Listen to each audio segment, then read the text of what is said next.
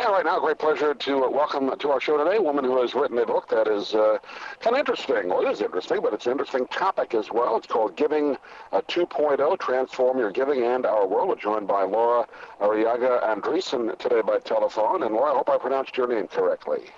Perfection. Thank you, Doug. I'm thrilled to be here. Good to have a chance to talk to you. I had a chance to read through the book over the weekend, and I think the topic of giving, I don't remember any other books dedicated to it, and I think it's a great idea. What gave it to you to do it at this time? Fabulous. So my primary impetus for creating Giving 2.0 was I saw a need to redefine what a philanthropist is.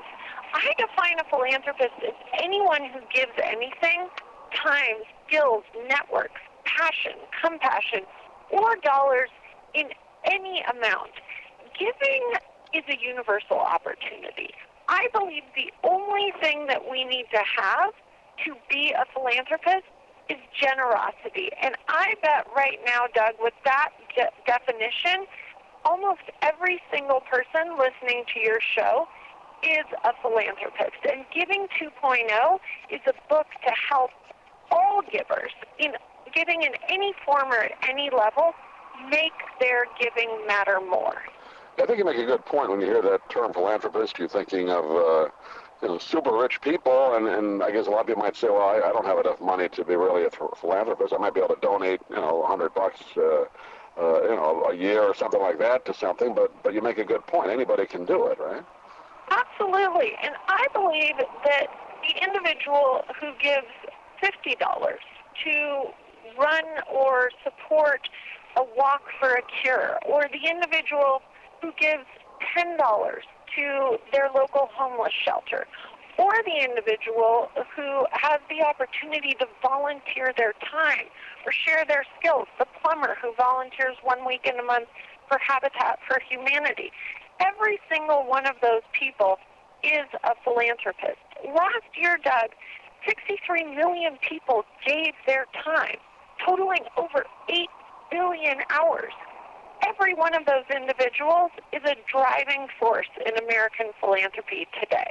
Yeah, time is as important, probably more important in some instances than money to give away, right? Because you can throw money at a problem, but people aren't there to make it work or do something. It doesn't do any good, right? Absolutely. And what Giving 2.0 provides is essentially a state-of-the-art GPS system, if you will. So we as individual givers can navigate the countless giving opportunities that are available to us today. And the beauty of the book is that it meets you exactly where you're at. It has dozens of stories about ordinary Americans with extraordinary generosity, and hundreds of tips and questions to ask and ideas to try to help everyone make their giving more meaningful, both to the people and organizations that you aspire to help and more meaningful to you. Talk a little bit, if you would, Laura. One of the terms you use and describe in the book is starting a giving circle. Can you explain that briefly, what that is? Yes, I would love to. So a giving circle is when you choose to come together to give collaboratively. So you decide that you're going to join with a few members of your family or close friends or work colleagues or members from your place of worship, and you come together around a shared passion for a particular social issue. And then you learn about that issue together. You go on site visits to local nonprofits who are addressing that particular social problem. And then, powerfully, you pool your financial resources, your time, and your expertise, and you make giving decisions collaboratively. And when you give collaboratively, you're essentially not only maximizing your financial philanthropic bang for the buck, but also your emotional bang for the buck, because you're coming together around generosity and something that you all care deeply about. And you're giving in a deeply meaningful way where you actually understand the meaning, how your gift It's touching and transforming individual organizations and individual lives. And it's that understanding that ultimately contributes to our lifelong happiness.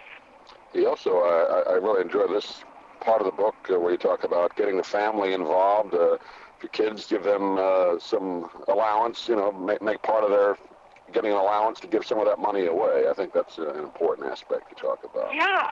One of the greatest legacies that each of us can create is sharing our giving values with our children. And in every single chapter in Giving 2.0, I have a whole section called For the Family that gives tips and ideas about how to engage your children in being a philanthropist, as young as 6 years old. And I think that's good to get. Kids have to be taught sometimes to be generous, right? So that's a good way to do it. Well, I think by not only sharing why you give with your kids, but also empowering them to find out what their social passions are and respecting their philanthropic individuality by doing such things as giving them a matching amount of money with their allowance that they in turn give to nonprofits. Or letting them come up with a particular social issue, whether it's homeless people or saving an extinct species. Letting your children get engaged themselves, encouraging their learning, taking them to an organization, and letting them give, whether it's $5 or $10 or make a gift in lieu of birthday presents, letting your child experience the joy of giving as early as possible. Now, you've founded a fund called the Silicon Valley Social Venture Fund as a philanthropist yourself. I know you talk about it in the book, but can you give kind of a brief outline? Well, what caused you to go into that? Yeah, I would love to. When I was 25 years old, I lost my angel mother to cancer, and she was an extraordinary volunteer and community servant. And it was my experience of staying at home and taking care of her during the 20 months prior to her passing that inspired me to dedicate my life to giving and service. And I came up with the idea for SV2, which is a venture philanthropy partnership and formalized giving circle, when I was a student at Stanford Graduate School of Business. And I wanted to create an organization that would help empower and educate individual givers to give more effectively, to volunteer their time, to share their skills, and to pool their resources, and really teach people that you do not have to have mega bucks to have mega impact. And so our partners come together, and over the last 13 years, we've had several hundred partners, and we have a portfolio of 35 nonprofits that we give multi-year organizational capacity building grants to. We essentially help these early-stage nonprofits build up their efficiency and effectiveness as businesses so that they can in turn touch and transform more individual lives through their service. Well, I think that's, obviously a sad thing to go through, but you turned it into something positive. I think that's great.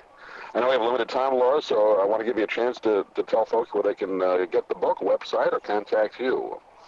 Yeah, absolutely. So I invite everyone to come visit me at my website, www.giving2.com.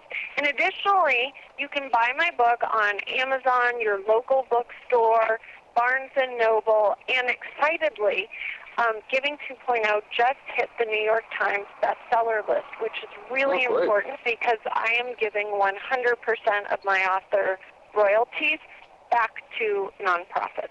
Oh, that's congratulations on that, and I think that's a great idea. I think people are going to get a lot of great information out of it as we're going into the holiday season right now. But Laura, appreciate you taking a few minutes, and we look forward to talking to you again down the road. Thanks for being with us today. Great. Thank you so much for having me, and have a beautiful holiday.